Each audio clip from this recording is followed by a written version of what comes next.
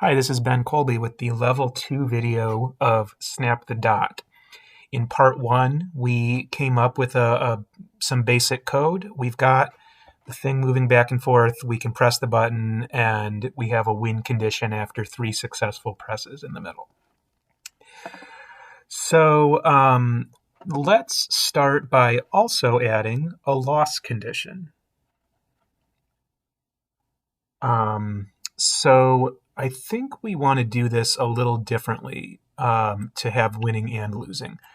Before we had a conditional loop to check the score, I'm going to delete that and do this a little differently. I'm going to add more elements to this button pressing. So if I click this plus, I get an extra little space down here that says else. Now before, or if I leave this blank, then if we have an unsuccessful press, nothing happens, but we have to do something now. And there's actually a very convenient little block to use right here under the game menu, and that is game over. So if we add an else game over, then what happens, let's say I've got 1 successful hit, 2 successful hits, but then I mess up, I get a different animation, and it's telling me game over, and it will tell me my score also. So that's just kind of a built-in thing that you can use. Score should say 2. Yeah. Great. So now there's no way to win exactly. You could put that winning condition back in there if you want to. But there is a way to lose if you mess up once. You could also change the score and then do another check. Like you could start the score at like 2, which would give you a couple of free misses, and change the score by -1 down here. Either way. But else game over is a real simple way to handle this. Let's also add, we could add animations. Let's add another animation here, or another image right before the game over thing, and that would be a skull or a sad face. Let's see what the sad face looks like.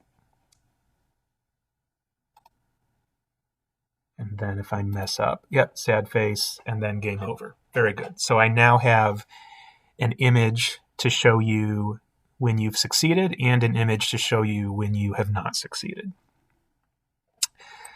Let's add some sound effects to this. So I'm going to go to the music menu. And what do we want to add sound effects to? Well, let's take this play tone middle C for 1 beat. And let's put that in here, in the forever loop.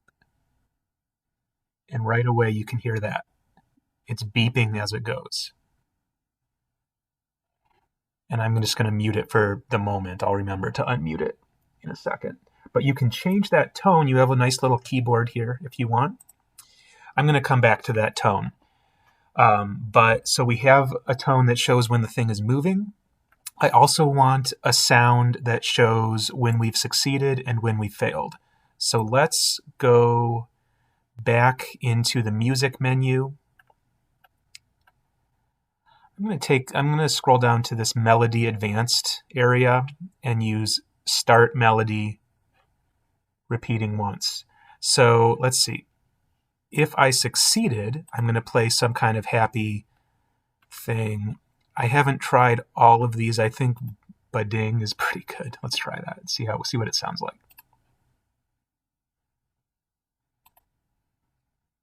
I like that. Very good. Okay.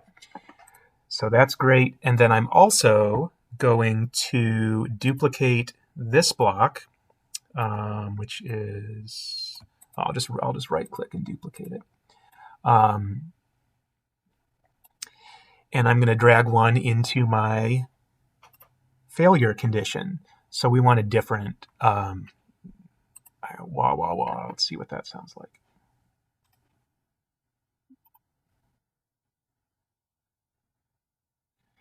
Yeah, it sounds fine.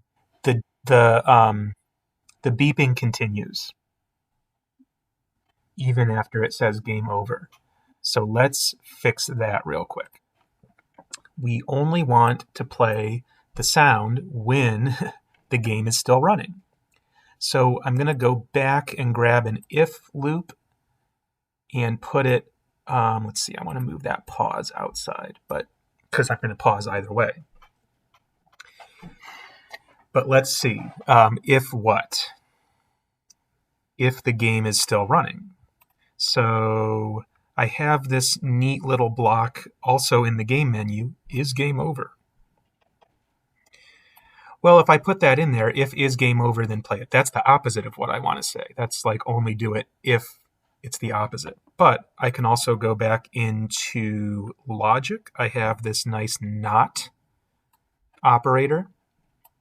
So now if not is game over. I know that sounds like internet kitten speak, but that's how you would say it. If not is game over, then we play the sound. And then if we get to the game over down here, then it'll set that off and it'll stop playing the sound. So let's just check that to make sure it is working correctly. So I've got one good one and then one bad one. And it just says game over. And I can always hit A and B together to reset that. That's one property of the game over state. You can hit A and B together to start over. Yeah. Okay. Fantastic. So we've made this thing a little bit stressful with noise. I want also to make it harder as time goes on. So every time you successfully hit the dot, I want to make the pause less. I want it to move faster. So how could I do that? Well, I'm going to go over to variable and create a new variable called wait time. And I'm going to start by, in my start menu, the initial value of the wait time. Well, I kind of like 500.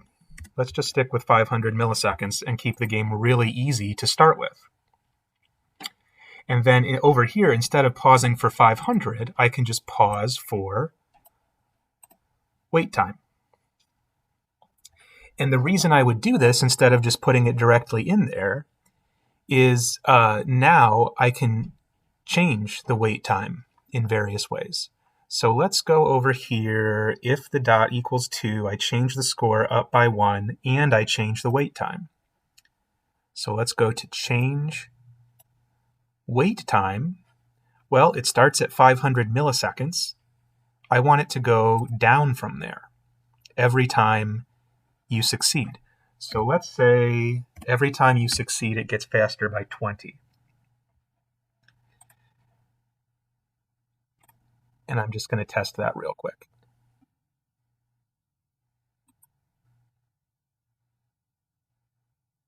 It might take a little while to test it, actually, because you won't notice the difference right away. But I think I can tell now it's already getting a little bit faster. So eventually it would be going so fast that it drives you crazy, which is ultimately the point of this game, to drive people crazy. Okay, so I'm thinking maybe I want to speed it up faster. I'm going to start it at a slightly faster thing, 400 instead of 500, and I'm going to speed it up by 25 every time instead of 20. So I'm happy with that, and I'm going to mute that for a second. The other thing I want to do to stress people out is make the tone get higher as the game goes on. As they succeed and it gets faster, I also want the tone to get higher and higher and higher. So here I'm playing tone middle C. I can also just put a number in there. And that's just the frequency of that tone. So let's think about this. How can I make the thing get faster and faster? How can I make the tone related to the wait time? Well, how about this? I'm going to use a divide block. Actually, it's right here under it's the same equals block. Oh, I'm sorry, no, it is not. It is under math, and it's the divide block, the purple divide block under math. So I'm going to take the wait time. I'm going to divide by the wait time, because you got to think about this. The wait time is getting less and less and less. So if I divide by it, I'm going more and more and more, and I want the tone to be more and the number of the tone to be more so that the tone will get higher. So we just are going to put a number in here. We want the starting value to be around here, around the 260 area. So let's see. If I want something divided by 400 to equal 200 something, I just have to do a little bit of math and multiply those two things together. And unless I'm going crazy, I'm ending up with something in the 20,000. Oh, I'm sorry, I got to put that down here. The 20,000 range. Let's just see if I've got that right. And so I put that's the tone that I play. 20,000 divided by the wait time, which is a number that starts at 400 and shrinks. See how that sounds. It is not playing at all because I got the math wrong. Okay, let's think about this again. What would 20,000 divided by 400 be? That would be 50. 50 hertz is too low. Let's go much higher. Instead of 20,000, I'm going for 100,000. 100,000 divided by wait time. How's that sound? Hey, we're back in the human hearing range. And then it goes up. And I get more stressed. And the thing gets faster.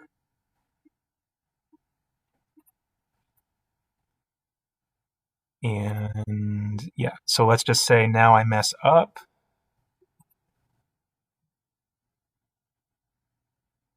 And I've got a game over.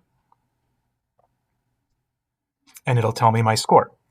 And I think I got to 6 or 7 of them probably. But you could probably get pretty high. Depends on, of course, how hard you make this. You could start it off really easy or hard. And now that we have the sound effects, it'll make people crazy. By the way, you're using alligator clips. You have a little diagram here for how to connect to the headphone jack. You're going from pin 0 on the edge to the ground closer to the plastic part. Yeah, so these pins have different things. The only thing you would never want to do is connect 3 volts directly to the ground. That would cause a short circuit. But this is pretty easy to set up when you have your device in front of you. You just have this plugged in and then have the headphones connected with alligator clips like this. Okay. Oh, and last thing. When I'm done and I'm ready to download this onto my device, I hit the download button, and then that's a file that I could either pair the device if I have it plugged in, which I don't right now, or if I open my files, you can see like it would appear as a drive, which I would drag the file over to. So I would drag the file onto the microbit device. And then that's it. And then just start it and it will run for you.